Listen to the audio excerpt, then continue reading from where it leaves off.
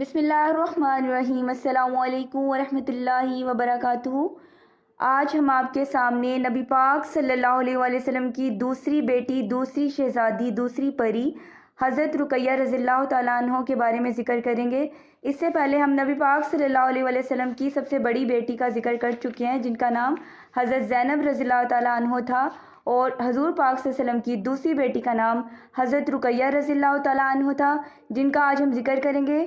تیسری بیٹی کا نام حضرت ام کلثوم رضی اللہ تعالیٰ عنہ تھا، اور چوتھی بیٹی کا نام حضرت فاطمہ الزہرا رضی اللہ تعالیٰ عنہ تھا۔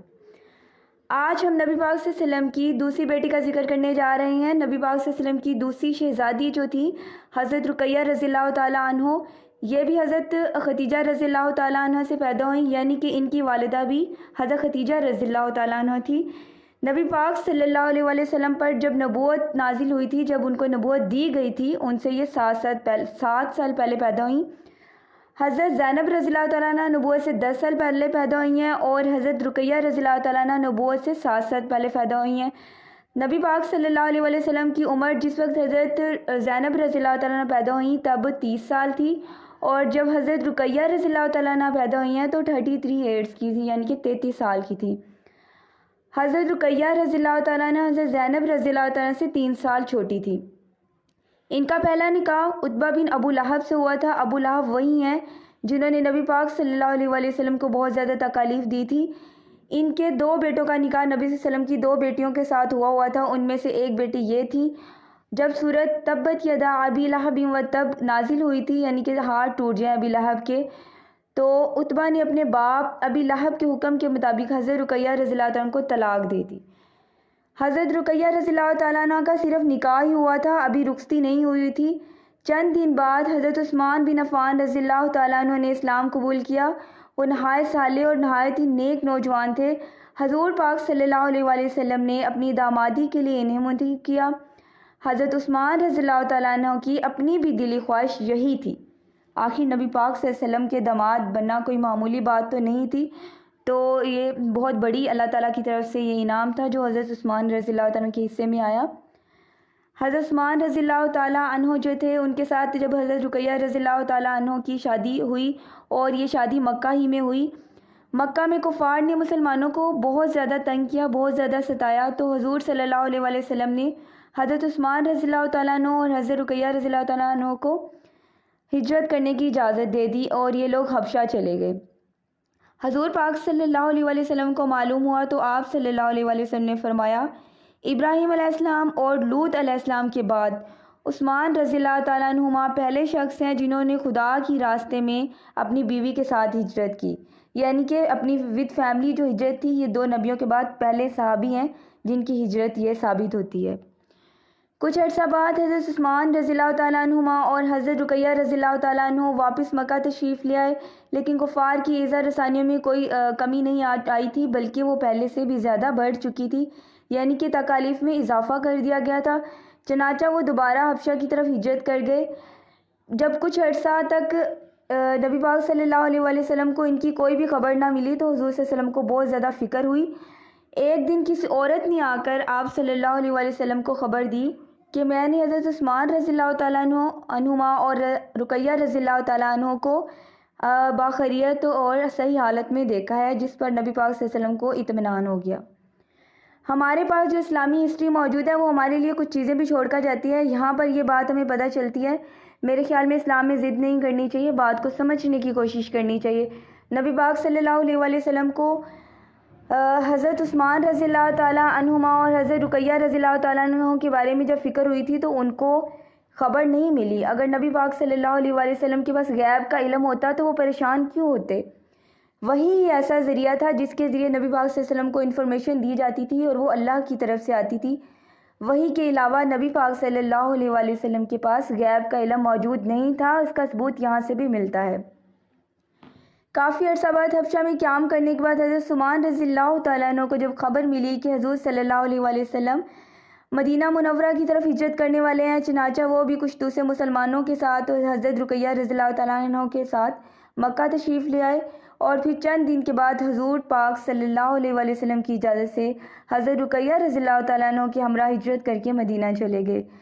وہاں حضرت اوس بن ثابت رضی اللہ تعالیٰ عنہما کے گھر پہ اترے۔ کچھ عرصہ بعد نبی پاک صلی اللہ علیہ وآلہ وسلم بھی مدینہ تشریف لے آئے۔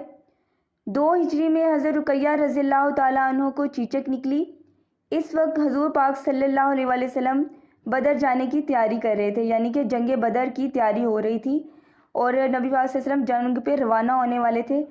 روانگی سے پہلے حضرت عثمان غنی رضی اللہ تعالیٰ عنہ کو نبی پاک صلی اللہ علیہ وآلہ وسلم نے حکم دیا کہ وہ حضرت رقیہ رضی اللہ تعالیٰ عنہ کی خبر گیری کے لیے مدینہ میں ہی ٹھہریں، کیونکہ وہ بیمار تھیں، اور نبی پاک صلی اللہ علیہ وآلہ وسلم نے فرمایا کہ اگر وہ یہاں رکیں گے تو اس کے عوض اللہ تعالیٰ ان کو جہاد میں شریک ہونے کا ثواب بھی دیں گے اور ان کو مال غنیمت میں حصہ بھی ملے گا۔ حضرت عثمان غنی رضی اللہ تعالیٰ عنہ حضرت رقیہ رضی اللہ تعالیٰ عنہ کے پاس ہی ٹھہرے۔ حضور صلی اللہ علیہ وآلہ وسلم ابھی بدر میں ہی تھے کہ حضرت رقیہ رضی اللہ تعالیٰ عنہ کی تکلیف بڑھ گئی اور انہوں نے 21 سال کی عمر میں اللہ رب العزت کی مہمان جا ٹھہری، یعنی کہ وفات پا گئی۔ اس وقت جس وقت حضرت رقیہ رضی اللہ تعالیٰ عنہا کی قبر پر مٹی ڈالی جا رہی تھی تو حضرت زید رضی اللہ تعالیٰ عنہما بن حارثہ بدر کی لڑائی میں مسلمانوں کی فتح کی خوشخبری لے کر مدینہ میں داخل ہوئے۔